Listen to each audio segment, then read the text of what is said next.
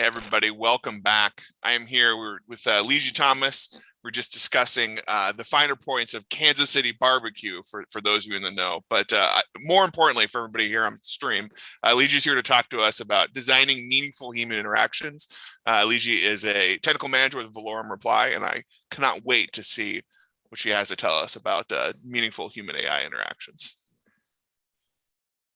Thank you, Will, and welcome everyone. Good morning, good afternoon, good evening, wherever you're joining from. And thank you for taking time to join out this session. Thank you, Bill, for the kind introduction.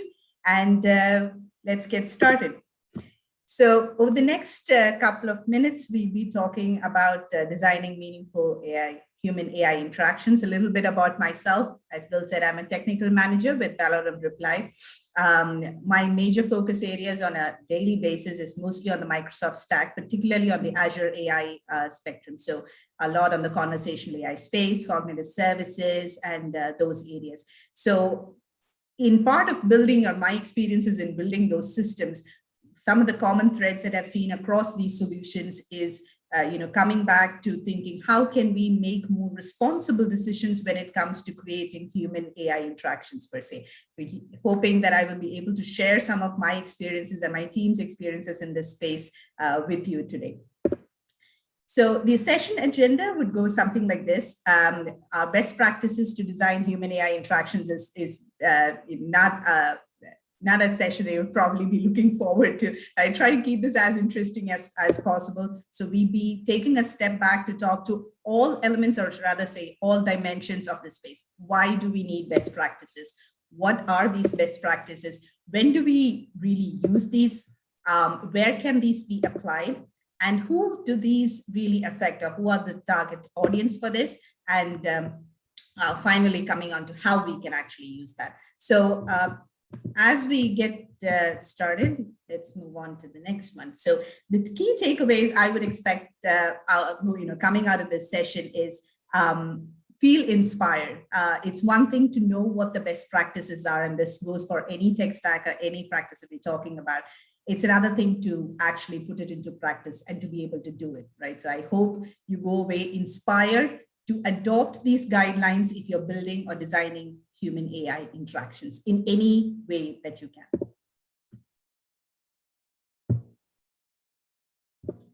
So let's get started. And as I said, as I was building these solutions, as part of my teamwork, I had a load of questions in mind. And I guess for all of us in the technical spectrum, asking questions is one of the best ways you kind of get to those answers, right? So I'm actually hoping to ask the same questions and have constructed this entire session in a way that this is really a lot of just question and answers. So the first question, and these are questions that I've asked myself and my team has asked ourselves, why do we need guidelines? So a lot of reasons. One, there's an increased proliferation of artificial intelligence, at least in the last couple of years, we've heard with Industrial Revolution 4.0, and then a lot of the like. But then you might ask, why? Why still do we need guidelines? Well, I tell you that there have been, because of those advances in AI, there's so many additional challenges that we need for UI and UX design specifically. But again, why do we need guidelines? So product teams and practitioners are literally struggling to design for AI. And this is not just on the aesthetics, not really on the interface level, but designing the entire AI experience itself. But then still, why do we need guidelines, if you ask? AI systems are fundamentally quite different from traditional computing systems. And that comes to the crux of the fact that AI systems are really inconsistent in nature. Now, for those of us who are seasoned AI professionals, this might be a no-brainer, but taking a step back to just answer, why are AI systems inconsistent? Now, AI systems are not programmed in the way that traditional structured programmed solutions really run. And for that same reason, it's quite challenging, it's very hard to fully mimic what an AI system is. An AI system does not have a core output that you can put your finger and say that that's exactly how it's going to react, and that's the way it's going to predict. They learn and they adapt over time, and that's really the plus point of the system as well. But that said, it can be inconsistent. And one of the byproducts of that, I'd say, has actually led to, if you come to aware, there's a lot of work in the explainable AI spectrum these days. It's because of the fact that the AI systems are really inconsistent, that people are asking for a certain degree of explainability as to how do you explain how the AI system came to this conclusion or this prediction. So given that we have such inconsistent AI systems, I think it makes a case for having solid guidelines in place. But don't we have guidelines? Of course we do. There are a lot of guidelines and best practices that are out there in the industry, even in the academic research space, but there are a few problems with that.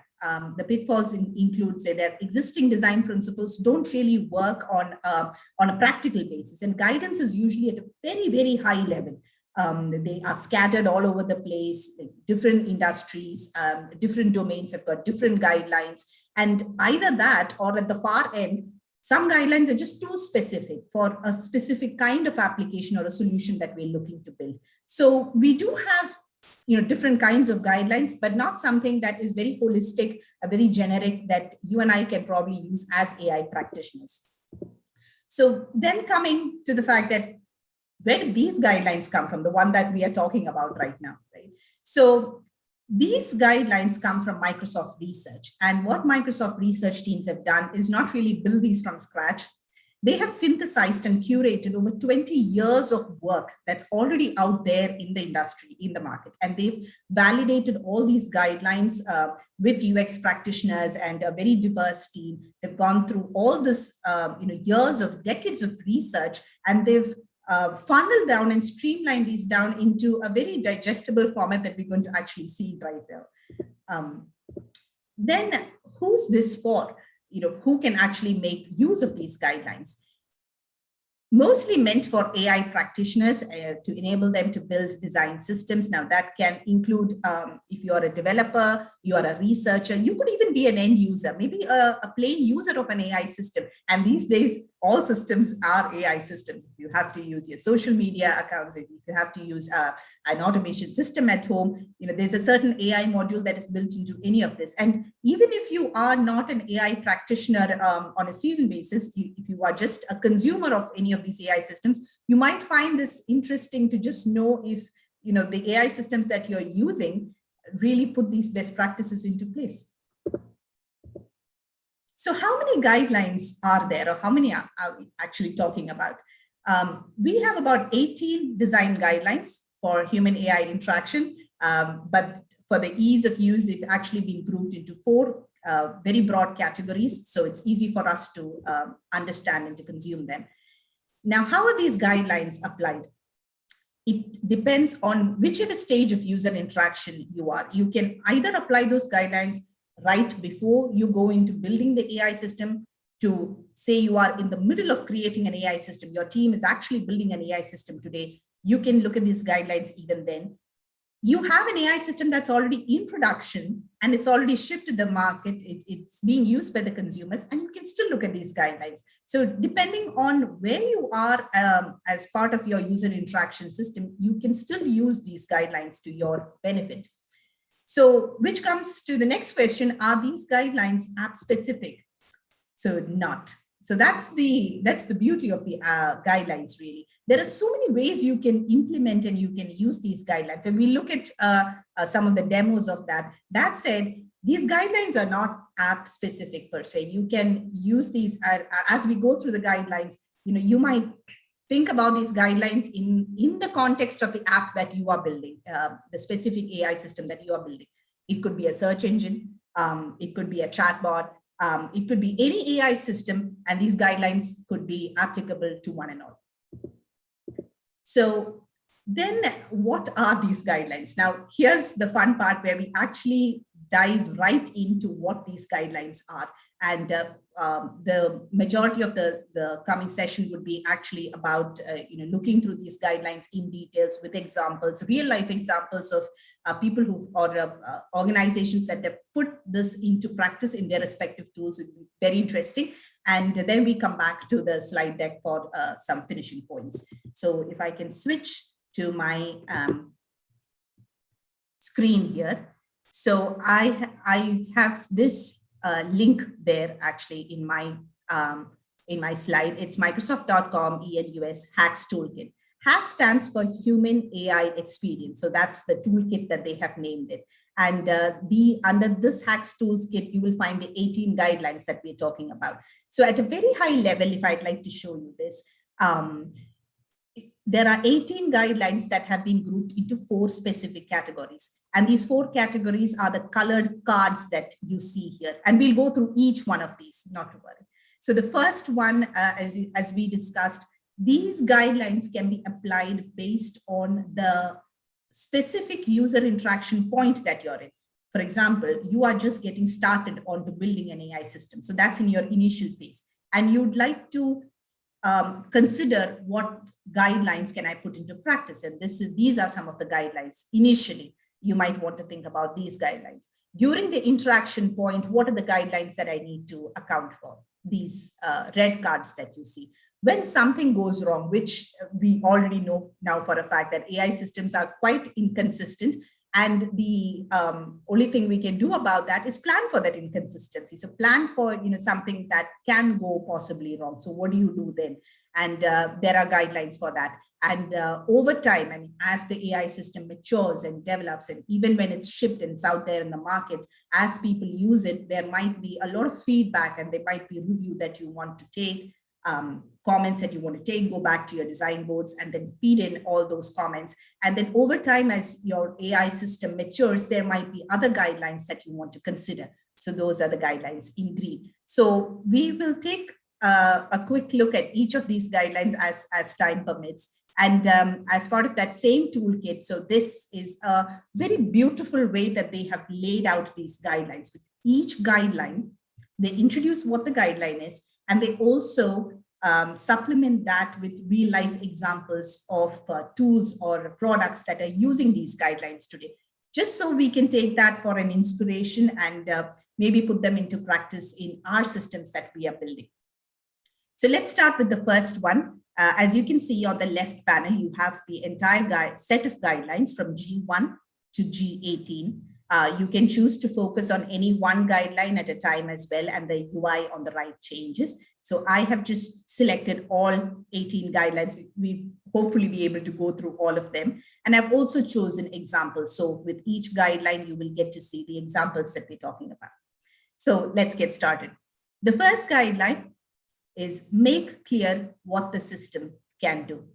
So this may sound like a no-brainer, but if you kind of look at some of the examples that this is talking to, like I would like to show you the Microsoft Word example. By the way, for each guideline, you have a lot of examples that you can feel free to explore and learn. So the first guideline is saying was about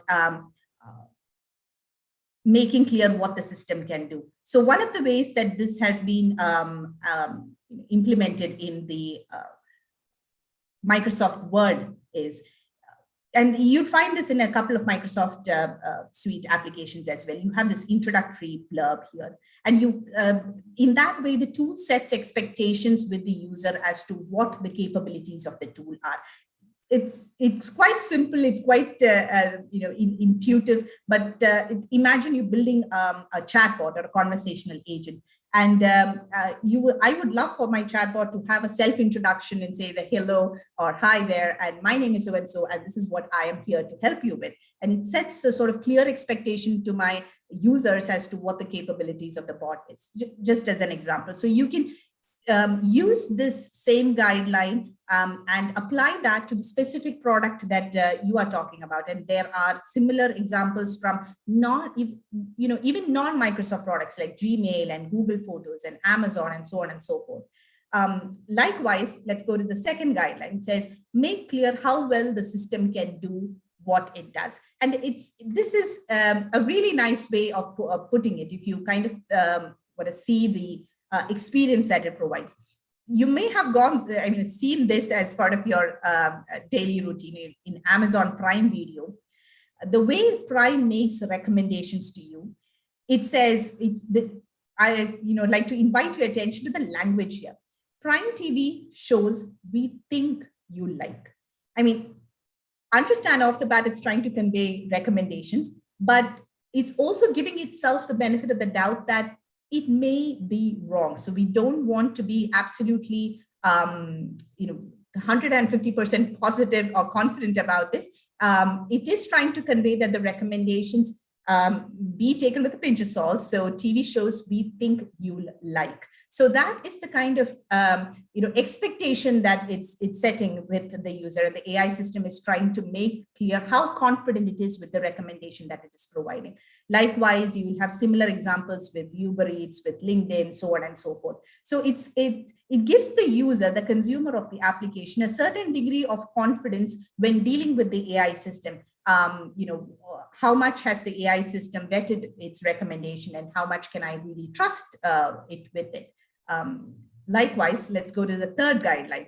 The third guideline says time services based on context, especially if you are working on a calendar app. For example, in Outlook, if I have to set a calendar invite, and it sends me a notification or an invite, I typically see the traffic route, of course, the source and the destination, but also the entire traffic along the route. So it gives me the time services based on the context that I am asking it for.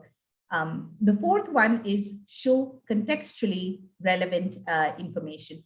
Again, this is a quite common one for us. If you go to any of the e-commerce sites like Walmart.com, Best Buy, or you will see, based on the product that you just added to the cart or the one that you're viewing, you will see contextually relevant information. Even happens for Google search, you will see contextually relevant, hopefully contextually relevant information that will pop up on the sites.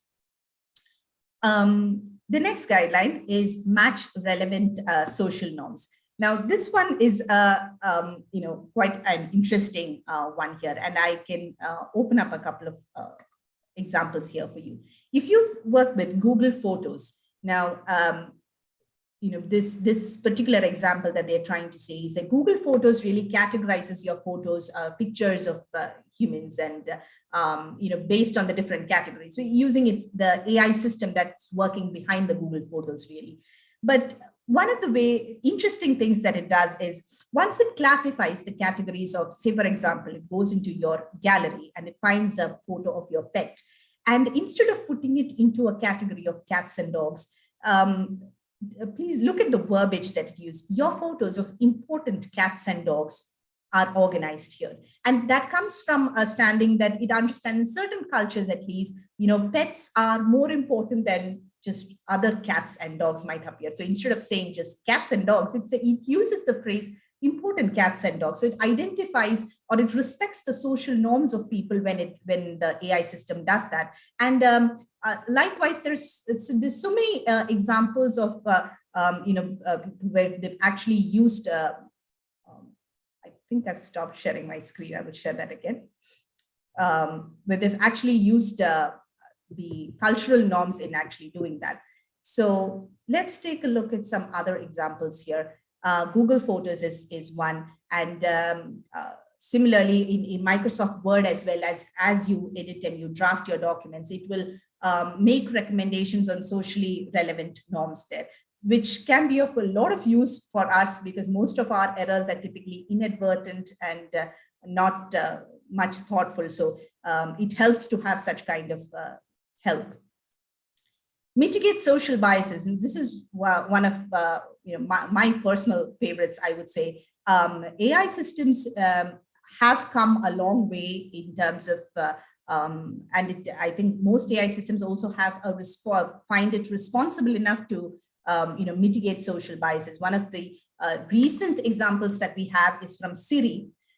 Apple's virtual assistant Siri, for a long time, it had a female voice. And starting March 2021, it is no longer defaulting to a female voice. And these days, most of the conversational AI frameworks do have a capability to support neural voices. So you don't really have to touch down for a male voice or for a female voice. You can avoid the stereotyping of women as assistants. And that goes a huge way. It goes a huge way forward in terms of branding and setting expectations. Likewise, there's so many social biases that you can actually mitigate when you do that. Another interesting one that I can actually show you is Bing search. So just the other day, I remember searching for a birthday present for one of my nieces. And the minute I typed in the search term to the search engine, not saying Bing or Google, to the search engine, the returned results were all pink and mostly, girlish and more of dolls in the category. And assuming that the end user, a child of 6 years, a girl, would prefer those kinds of toys.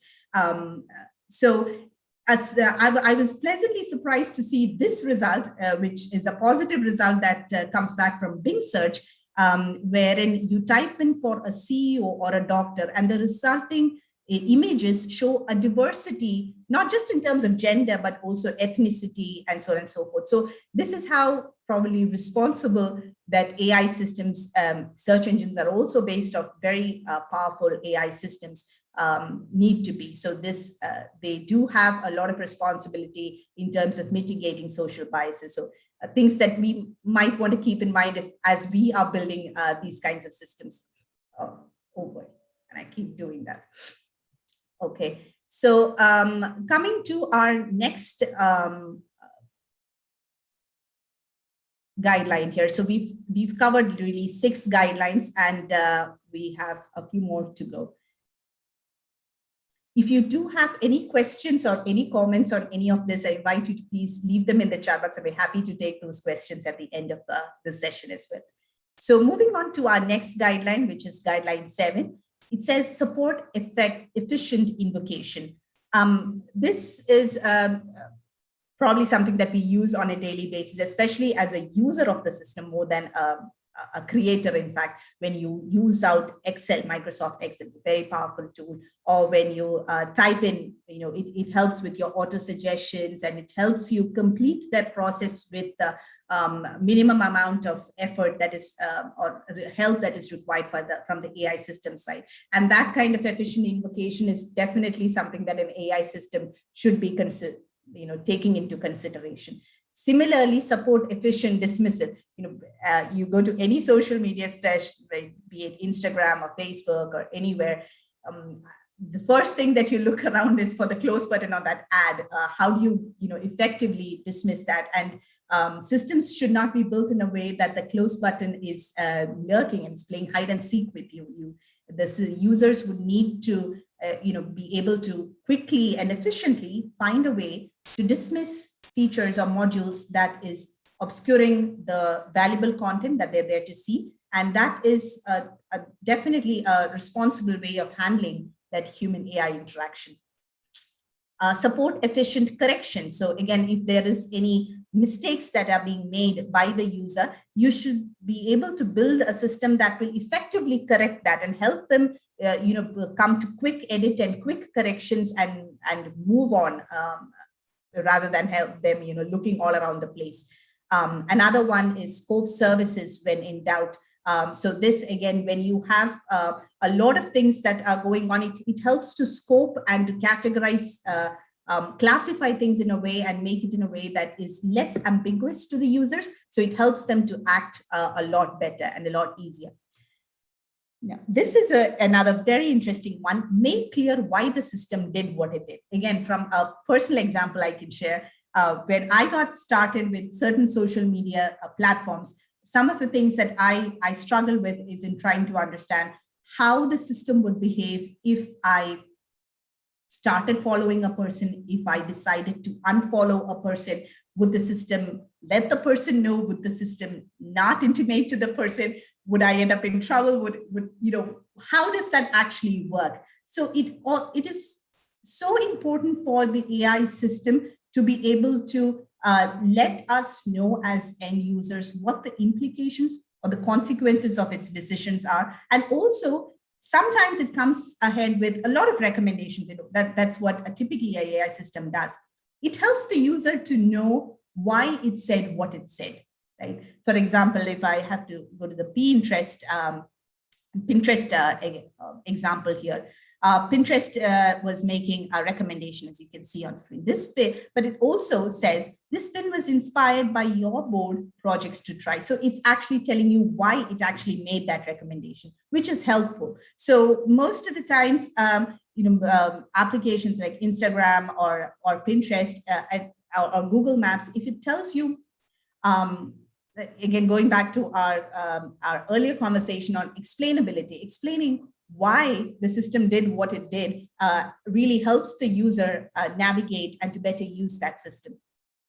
Remember recent interactions. Oh boy, this is something that we're absolutely familiar with. We probably have a problem with it remembering a lot of our recent interactions. If we may, that may be a little too much of remembering of recent interactions. But yes, remembering recent interactions is something that I would think most AI systems do a good job at, or is expected to do a good job at, especially for business capabilities. Especially e-commerce sites, or even if you go to say Outlook or Bing Search, it remembers what are those tools or those features, those areas that you most commonly use. It would club it, it would recommend it to you and give you such suggestions. So that's good.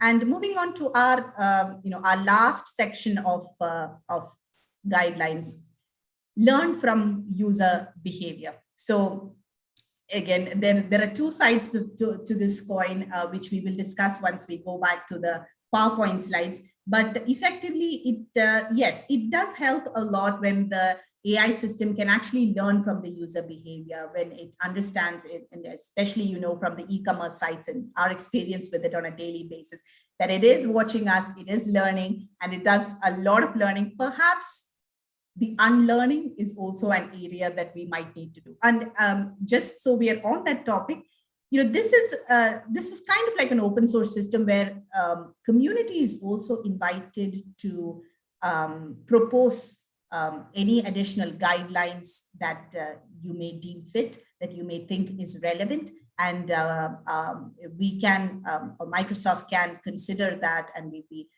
making revisions on that accordingly. So learn from user behavior is definitely up there, and update and adapt cautiously.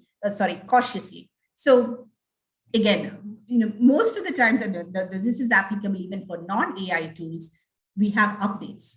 And sometimes, at least in our desktop applications or certain web applications, they tell you what is contained in that update or why the update, right? So updating is definitely, it's going to be a lot of features, and especially for an AI system that continuously learns and reviews and updates itself. Updates is, the users would never be new to an update, but letting them know what is contained in that comprehensive update, be it on Facebook or YouTube or Spotify, definitely goes a long way. So it could be a minor change. What are they gaining, or what do they stand to lose, or what is the disruptive change that they can expect to see by that one single update click is something that I would love to know as a user of an AI system.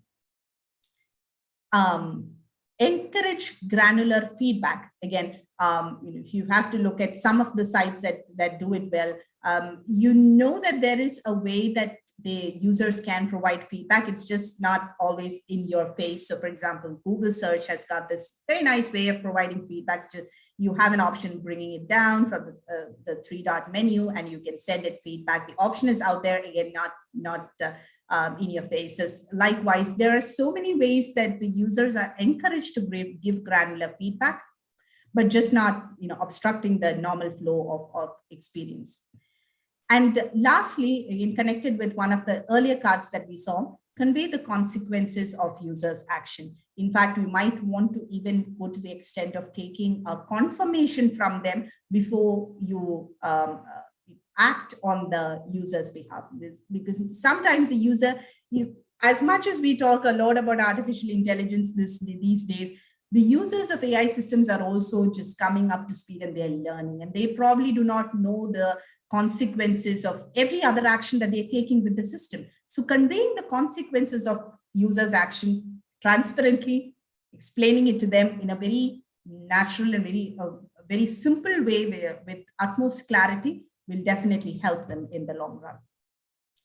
Our final few sets here provide global controls. Again, we will talk about this in detail going back to the slides.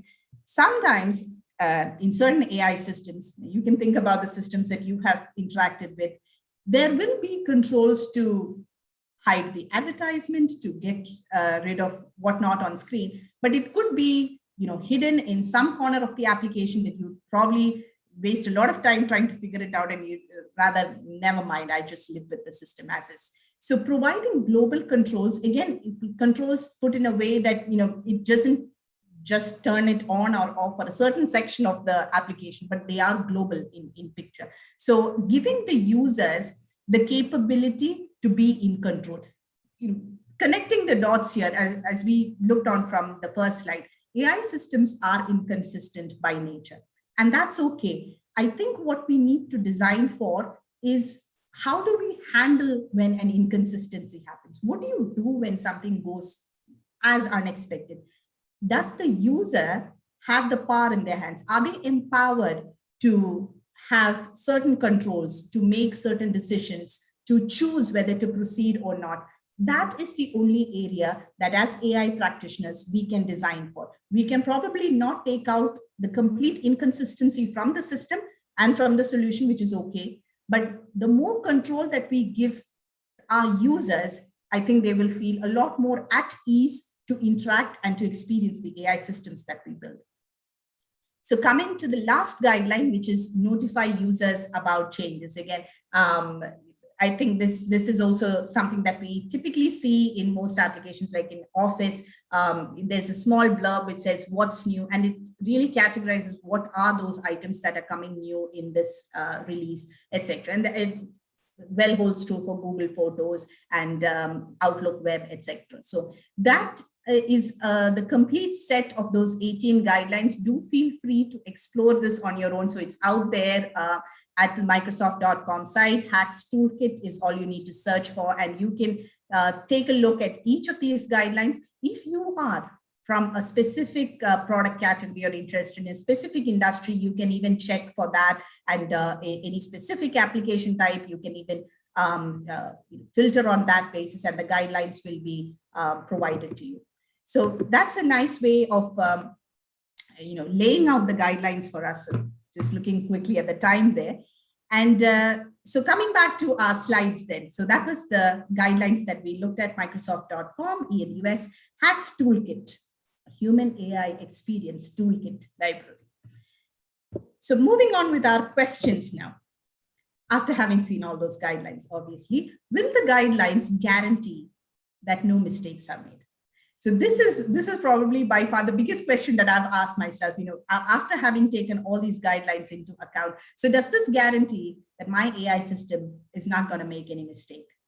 The hard answer, or the short answer, is no. The guidelines will not guarantee that your AI systems will not make mistakes. But as we discussed, it will help recognize that. So the first step is to understand and probably acknowledge the fact that the AI system will make mistakes. It is inconsistent in nature. But what the guidelines will do, as we discussed, it will give the users, the end users, the consumers, the customers, the tools in hand to mitigate it in the event of a risk or when a loss happens. So it gives the users the knowledge that they have the power to mitigate it if at all something inadvertent happens. So that is what the guideline really helps with. It helps to design meaningful experiences. And as a user, beyond an AI practitioner, as a user, I would feel a lot at ease to know that I am in control of the situation where, if at all something goes unexpected. And one example that I'd like to quote here, and this is from a few years ago. This was a post in the Washington Post, and it was by senior Washington reporter Gillian Hubbard, and she made this article after her personal experience, of course, and a little bit on her story here. And of course, the Hacks Toolkit and a lot of other guidelines came after that, but to just give you the context as to why we would need, or what kind of a gap do these kind of guidelines fill in.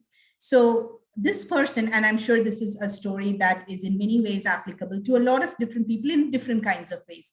So this person had was expecting a child, and she was on social media, a very avid social media user. And the social media did note her browsing, her patterns and history, and started recommending products that made most sense to an expecting mother. But unfortunately, when she lost her child during childbirth, as part of stillborn, what happened to her is that she, after a long while, she did come back to that social media account. And yet the social media platform was unable to recognize that, despite her posts and the various things that she did, post after that event, it did not understand that this unfortunate circumstance had occurred, and it continued to recommend, the age-old things that it kept recommending to an expecting mother. And the interesting part is when the person tried to hide those ads after a long while in training. If you remember, looking for global controls never existed there, and then trying to figure out where all that was, and did try to, finally get rid of the ad, and made brave statements as to, they would ask, the ad would ask, why do you not want to see this ad anymore? So you have to make a choice as to not relevant to me anymore.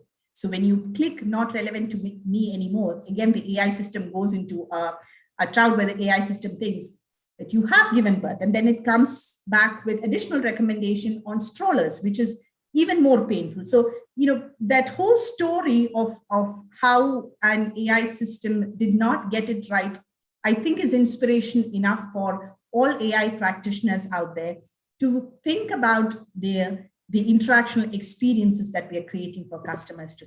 In fact, in our heart-wrenching article, I just picked out one single paragraph alone, which she says, and this goes for not one or two organizations or companies. She says, please, dear tech companies. So that's how her article opens up itself. So I think that lays a huge emphasis on the kind of role that responsible AI practitioners, designers, developers, system researchers that we have to play when we build such responsible systems. So how are the guidelines used? As we discussed, these guidelines can be used either by your design team when they're even just designing the AI systems. If you have a product out there, you can use these guidelines today, 18 guidelines, run them through the system and see if these guidelines are actually being met in your products. And probably the next phase, you can go back and reiterate and mature your products. The whole idea is that it inspires you. It inspires you to create more human-centered products and products that are really at the heart of the human experience. Right?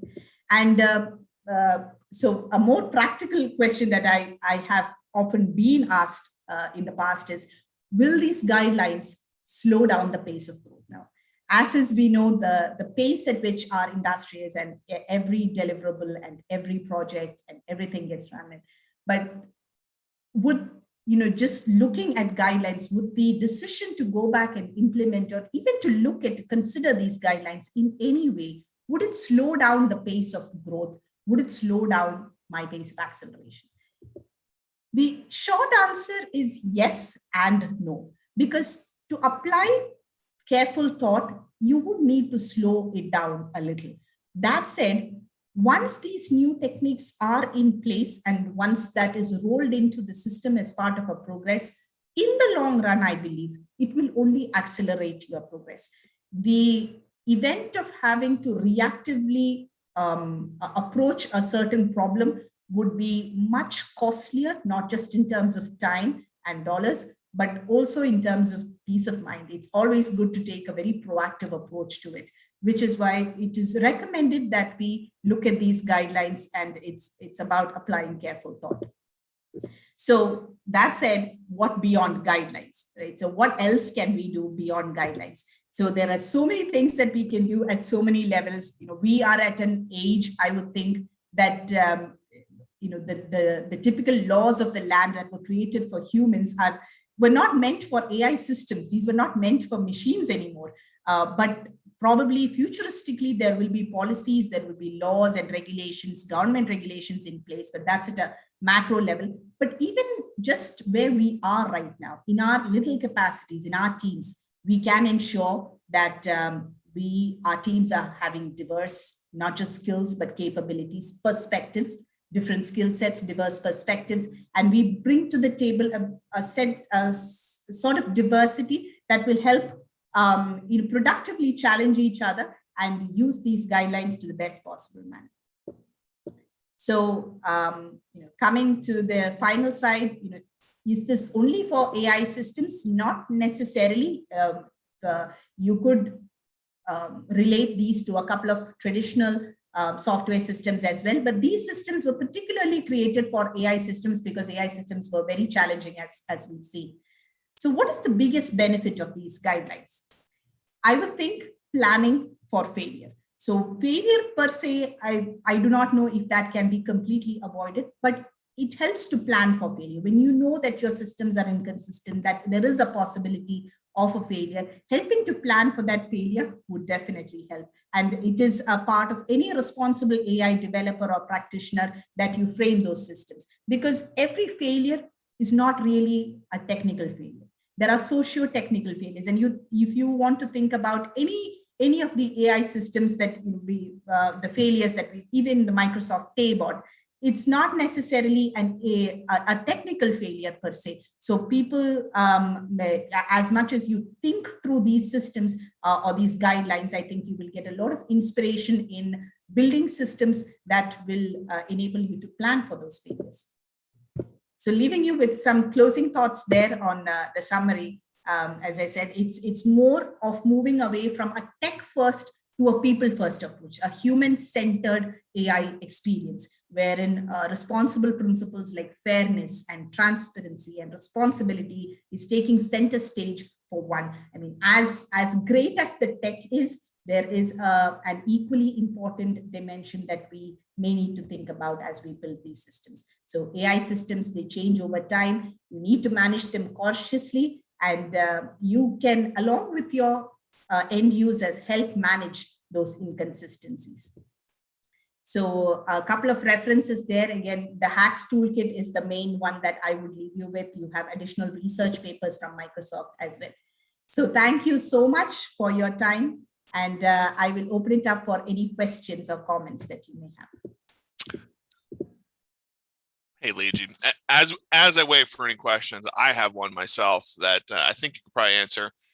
As you're going through those guidelines, it seems like the net benefit is, you brought it up, it might slow you down, but the whole point of these is to make happier users of your system, right? Like it should increase user engagement. Have you noticed that in your own software development when you've been building stuff that has resulted in that? Absolutely. It goes back to the age-old thing of, would you give your child a fish, or would you teach him or her fishing, right? It does take time. It's a lot of effort.